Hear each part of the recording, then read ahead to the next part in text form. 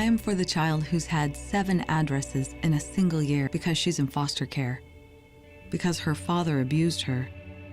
And her mother couldn't believe her. She is the child I am for. I am a volunteer child advocate. I am you. Florida residents call toll-free 866-341-1425. Esto es amor de verdad, nadie lo puede dudar. Step up to craft beer. Taino Light Lager has a crisp, refreshing Caribbean-style flavor. Boricua Craft Ale, full-bodied flavor for the true beer drinker. Stop drinking beer water. Taino Craft Light Lager and Boricua Strong Craft Ale. Feel the rhythm and come up to craft beer. Hola Florida, introducing Boricua Beer and Taino Light Beer. Boricua and Taino Light are crafted beers that are rich in flavors and brewed right here in Florida. Taino beer has a crisp, refreshing Caribbean flavor style when enjoyed chilled. Boricua beer is a craft ale with full body flavor that is a beer drinker's beer. Boricua and Taino Light Beers. Enjoy responsibly.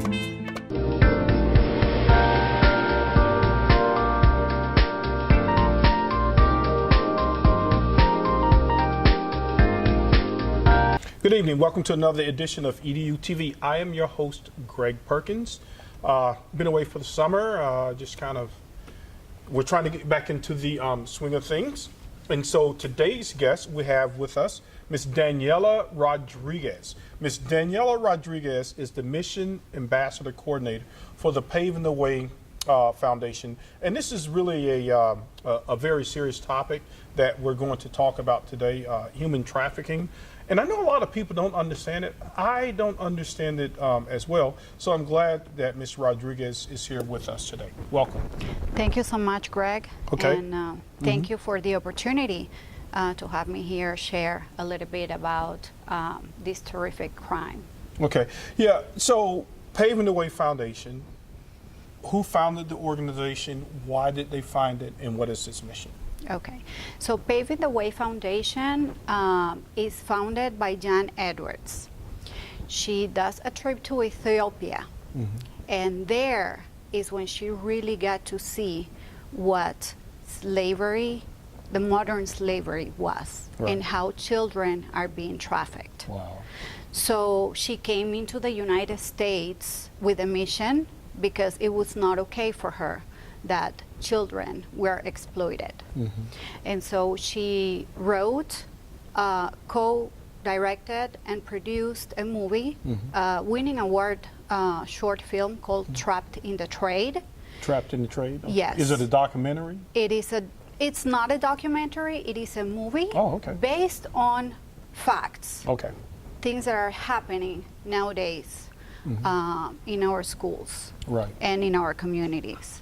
And so with that, she created Paving the Way, and I met Jan at a unrelated seminar, and she invited me. And when I saw the movie, Greg, I could not believe it that me, as a youth back in the day, I too was at risk of being trafficked. Right. Now, for people who really don't understand human trafficking, like I've heard of it, and you say she went to Ethiopia, right? Yes. So how does that type of thing happen in the United States? So what's human trafficking like in the United States? What are some of the signs? And if people are in education, how can they probably tell that a kid is kind of going through something like that? Well, basically how it happens here is in many different ways. Okay. We have the typical runaway youth that doesn't get along with the parents, that's looking for trouble, and she ends up being trafficked. That's one way. Right. But nowadays, these are massive, very sophisticated organizations. Here in the United States? In the United States. Wow. Remember, this is $1 billion industry. So they have come to be so sophisticated that now they're even infiltrating in schools and our communities. Okay, so human trafficking, I'm trying to understand it, right? Boys, girls, what are some of the statistics? Boys, girls, the average age is 12 years old. Wow. So children as young as 6 years old are being trafficked. How does that happen though? Like, who are these people that are doing it? Is it organized crime? Are these native-born Americans? Or it doesn't make a difference what It ethnicity doesn't is? discriminate. It is all of those. It is organized crime, there's gangs involved, Wow. and there are more sophisticated nets that are, you know, it's an industry, and it brings out a lot of money, more so than drugs contraband. Wow. You have a kilo of cocaine, and then you have a person. Okay. You invest on the kilo, right? You sold it. Now you have to reinvest Right. to get more in order to sell. The human, you sell it and you still have it, and then you sell it and you still have it, and so on. So it's more profitable to traffic humans than even drugs. So all these, you know, big cartels. Are they literally are- selling, let's say you take a 13-year-old girl. Do you literally just sell the girl to somebody, or, I mean, without getting into any type of gory details, I'm still trying to wrap my head around human trafficking. Well, I'm going to explain to you a little bit what happens in the movie so you have a clear picture. We have Samantha. Okay, Samantha goes to a new school, okay, and she's recruited by her friends. Okay. They're so-called friends. So, you know, you start seeing the signs where, you know, kids are getting gifts that nobody know where they come from. But as a The parent, kids- shouldn't you know that if you didn't buy your kid an expensive iPhone or a pair of expensive sneakers or something, wouldn't you know that? That's why parents are the key to this issue. You know, and we get it. Life gets so fast and so, you know, so fast and forward that sometimes parents don't notice their little things, and these kids start, they stop sharing about their days, and that's the things that, you know, we're teaching the parents on what to look for. You know, a child who all of a sudden has a new set of friends. Okay. You know, that's something you want to look for. Who are these people? Where do they come from? Why all of a sudden they have changed their friends? Another thing is they could be, on the contrary, just being isolated, becoming isolated. They also change their styles, their behavior. They start being secretive. And many lose interest in the things that once they were enthusiastic about. Like if they were playing volleyball, now they don't feel like doing it anymore. Right. And one of the things that we recently had the opportunity to meet with a detective who told us that nowadays the majority of the youth that they rescue are girls from our neighborhoods that are currently going to school, but after hours just do some work on the side because Is they this all have been money recruited. driven? Like the kids just want to have some extra money or something in their pocket? Yeah, well, you know, they are being flirted. The guys flirt with them. They want to feel pretty and popular. Then they start, you know, taking them out to nice places and buying them the nice but- Gucci bag or things like that. But let me ask you this, right? So where are the majority? Is it mostly the younger kids? Because when you say the guys being able to take the girls out, well, you would have to be about, I don't know, 16 to start going on dates or whatever. Because I have a daughter, right? And I at 16, 17, it was supervised. Like, she could, like, hang out with a boy, but it was when an adult was around. So, I don't know, I guess parents, they let their 13, 14-year-old kids go on dates? Look, nowadays parents are working 2-3 jobs. Yeah. Okay? The majority of families are not like they were back in the day. Right. You know, where you had a mom that was probably a housewife and she was supervising, and you know, who are you hanging out with? Now parents have to really go out there and work to make ends meet. And that is the chance that these crooks have to get a hold of the kids. Right. Now let me ask you this. So what does Paving the Way do to help stop this? And do you think we've taken that seriously here in the United States yet? The whole notion of human trafficking? Well, I think we're just starting to hear about it. Right. You know, it's something that you talk about it, people have heard of it, but they cannot quite understand it or explain it. Yeah. So that's where we come into place. Okay. Because we offer programs or workshops that are designed to educate the community. So okay, so who are you educating? When you say the community, are you educating parents? Are you educating teachers? Do you think that, are schools open to you guys coming in and speaking with the teachers about this? Well, we are working on it, and hopefully the schools and the school district opens us the door so that we can come in and educate the kids. You know, even law enforcement, the officers, they do have their checklists, but when it comes to really having depth knowledge or deep knowledge about the whole situation, it's not much. Are the schools being receptive? Like, let's say if you go, I know, like in Florida, where's a big, I think, what, in Polk County maybe? Like, what are the hot spots in I don't want to call them hot spots, but where in Florida is a lot of this taking place? Like, is it mostly in Florida, California, Milwaukee, where? The human trafficking? Well, Florida is the 3rd state with the most victims. Who the other two? The first one is California, and the second one is Texas. California, Texas, and Florida. And Florida. We have the highest rate of victims. Do you know why? I mean, has your organization taken a look at that? I personally think it's because of the amount of people that holds the state. But there's really not like a specific thing that we can pinpoint and say, yes, this is why.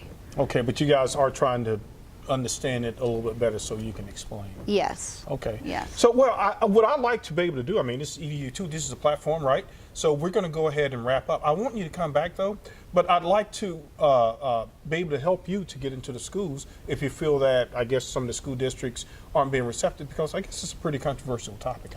It is very controversial, and a lot of people think that this is not something that would be happening in their school. Okay.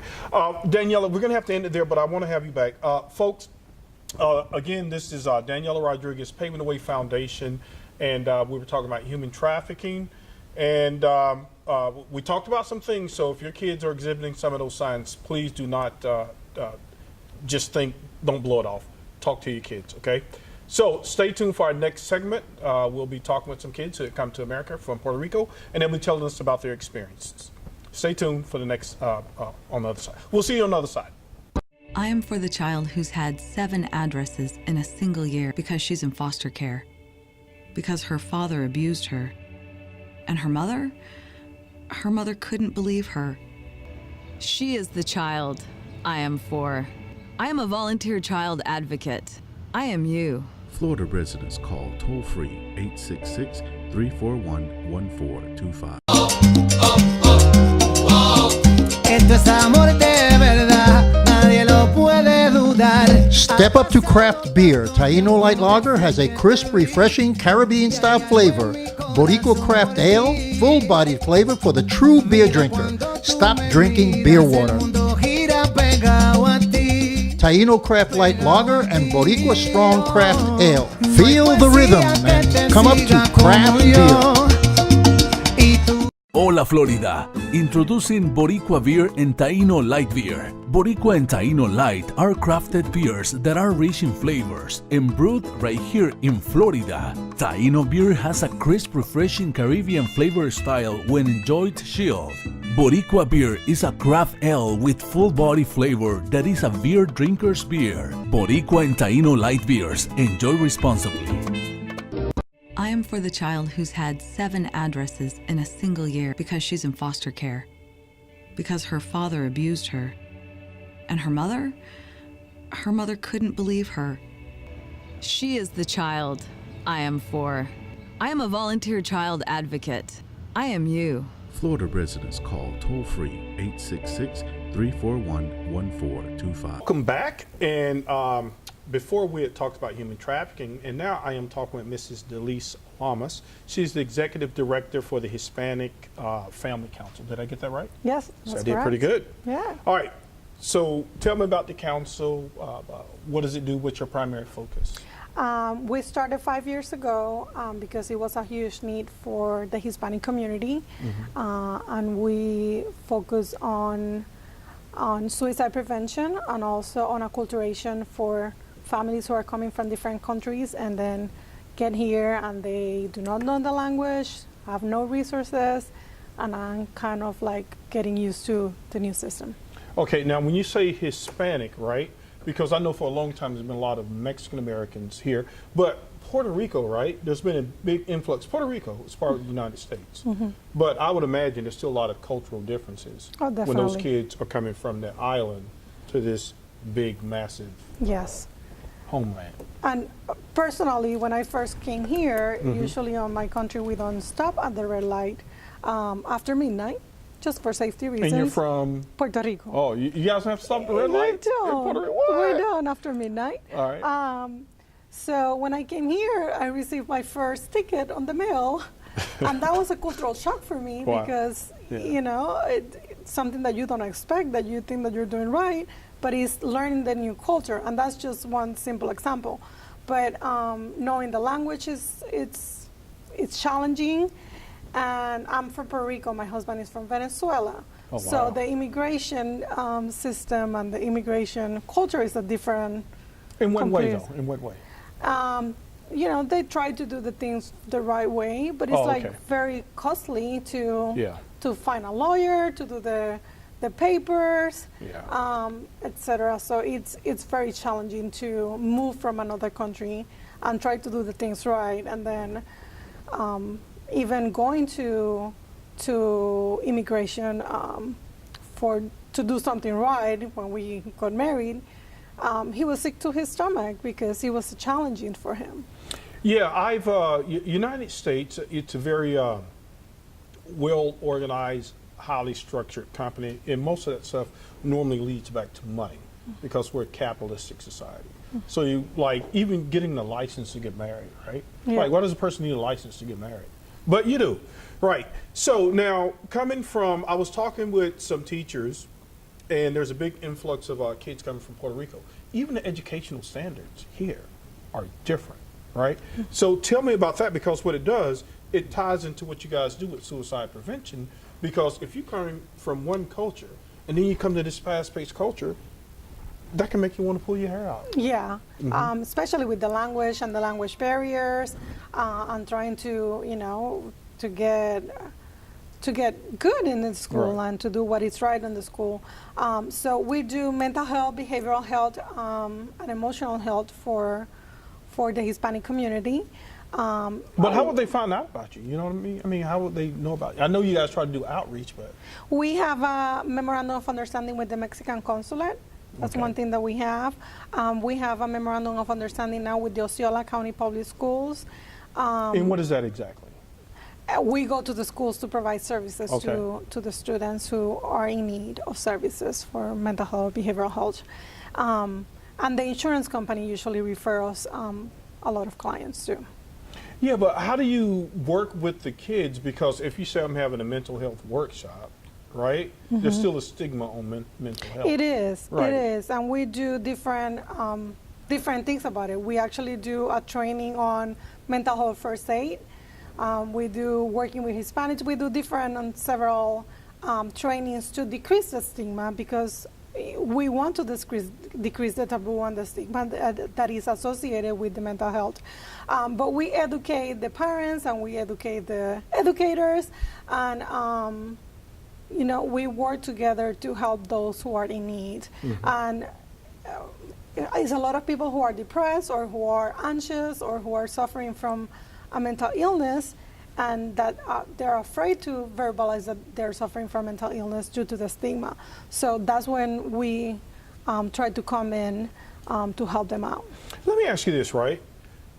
If a person's like, I don't know, super funny or super whatever, and he's doing crazy stuff, he doesn't think he's mentally ill, okay? So how does a person go about realizing that, hey, some of these things going on in my head, how do you not think that they're normal versus them being, maybe I need to go and get some help?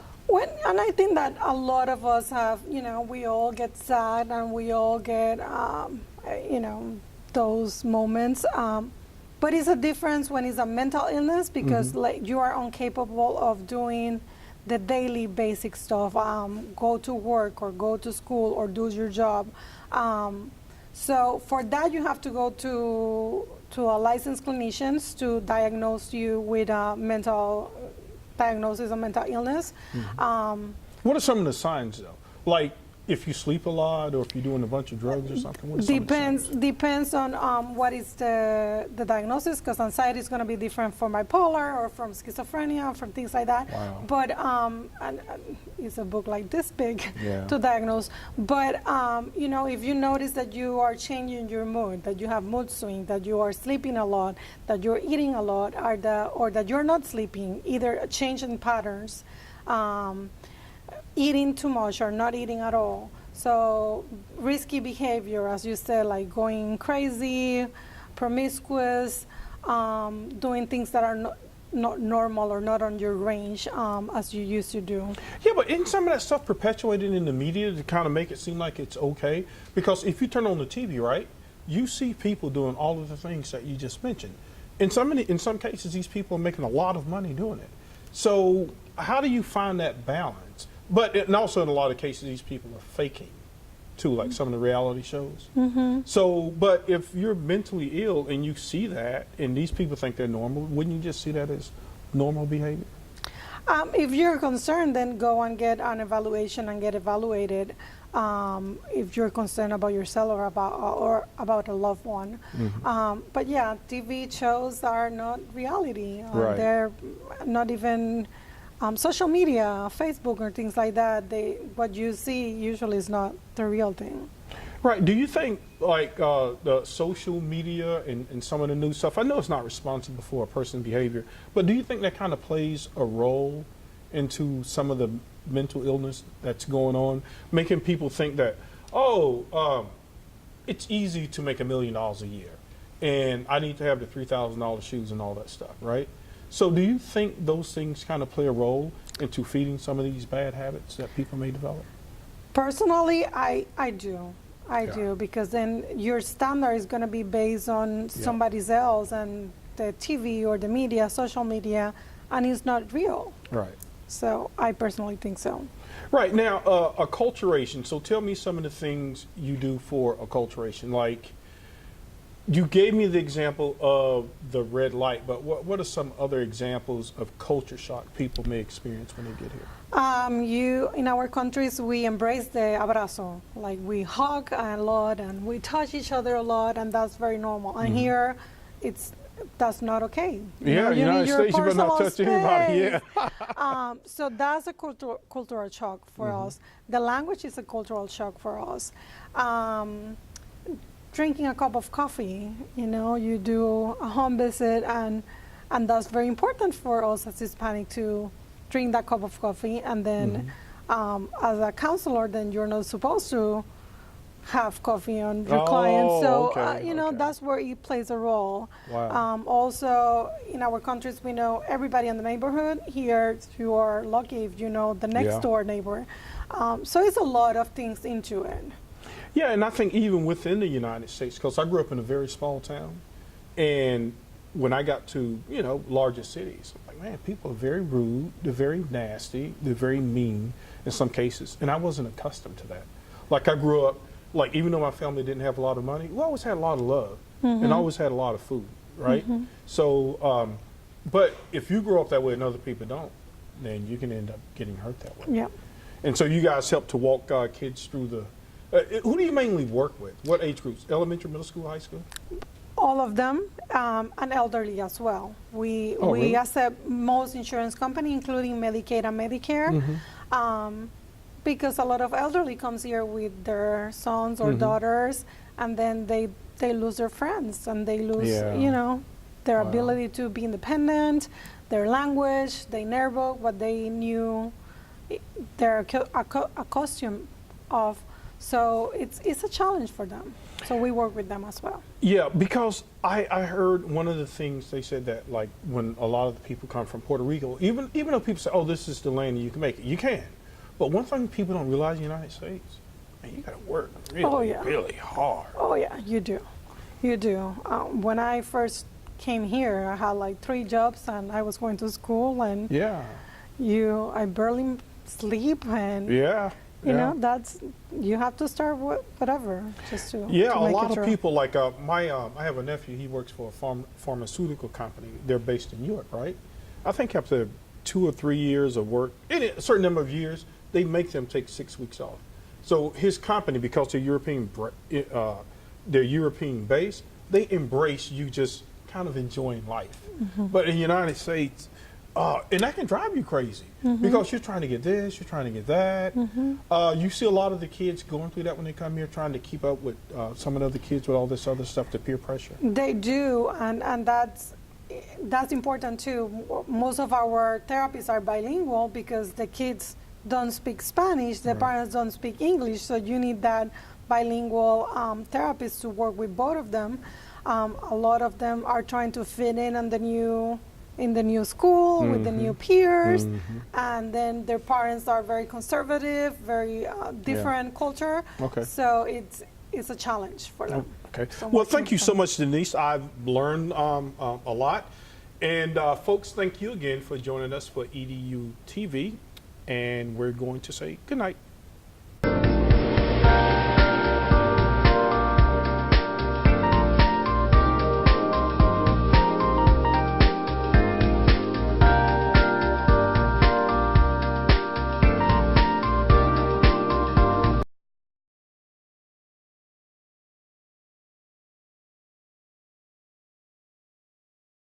I am for the child who's had 7 addresses in a single year because she's in foster care, because her father abused her, and her mother couldn't believe her. She is the child I am for. I am a volunteer child advocate. I am you. Florida residents call toll-free 866-341-1425. Esto es amor de verdad, nadie lo puede dudar. Step up to craft beer. Taino Light Lager has a crisp, refreshing Caribbean-style flavor. Boricua Beer Craft Ale, full-body flavor for the true beer drinker. Stop drinking beer water. Taino Craft Light Lager and Boricua Strong Craft Ale. Feel the rhythm. Step up to craft. I am for the child who's had 7 addresses in a single year because she's in foster care, because her father abused her, and her mother couldn't believe her. She is the child I am for. I am a volunteer child advocate. I am you. Florida residents call toll-free 866-341-1425. Tap rooms are localized and they're geographic. The Hispanic community is much broader than one tap room. So what we decided to do was come out with a high-quality craft beer, 2 high-quality craft beers that appeal to the Hispanic taste and that we can distribute in all the Hispanic neighborhoods. Taino is a very light, refreshing beer. It's a social beer that you can drink probably for a good part of the evening, and it'll give you a nice light feeling. It's not a heavy beer, it's very airy, and it's very light. It's a 4.5 alcohol, which is low for beer. The Boricua is a 6.0. Now that's a stronger beer, and we designed it to be a little bit stronger than Heineken. Heineken is a favorite in the Hispanic community, so we have a little bit more muscle than Heineken. Boricua right now, in a very short amount of time, it's been a miracle for us because we've gotten a large range of acceptance at the retail level. We're in Publix, we're in ABC, Target is picking it up, we're in Sedano's, we're in Bravo's, 7-Elevens are picking it up because they're concentrating more on craft beer and the Hispanic market. So what we try to do is do a quality beer, a high quality beer, more taste, and that the Hispanic community will like.